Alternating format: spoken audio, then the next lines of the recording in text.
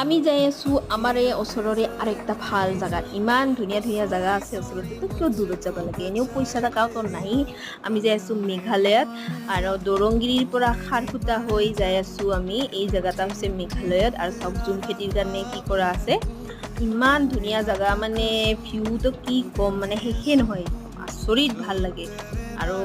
ঠাণ্ডা ঠাণ্ডা কুল কুল পুৰা আৰু আমি আহি পালো ফাইনেলি ৰংমা গিটিলত ইমান ভাল জায়গা কি কম আৰ দেখাই আছো আৰ এটা একটা লেক আছে ইয়াত বেলে পানী নুশুকায়ও নাবাৰেও আৰু ইমান ডাঙৰ ডাঙৰ পাথৰ আছে মাজে মাজে মানে গুফাৰ নিচিনা বাঁহৰ সৰু সৰু দলং আৰু ইমান ডাঙৰ ডাঙৰ গাছ একদম ৰুটছ তাৰপিছত বাঁহৰ বেলেগ বেলেগ জাতৰ বাঁহ গাছ আছে আৰু চিৰি আছে ইমান গিলা চিৰি মানে আমি বাগাই বাগাই গেলো তাৰপিছত আমি ডাঙৰ মানে সেই পাথৰ তাত গেলো যাৰ নাম হৈছে ৰংমা গিটিল কিবা ডাঙৰ পাথৰ না নতুন পাথৰ এনেকা মানে গাৰো ভাষাত কয় আৰু চব ক্ৰিয়েটিভিটি বহুত ভাল লাগছে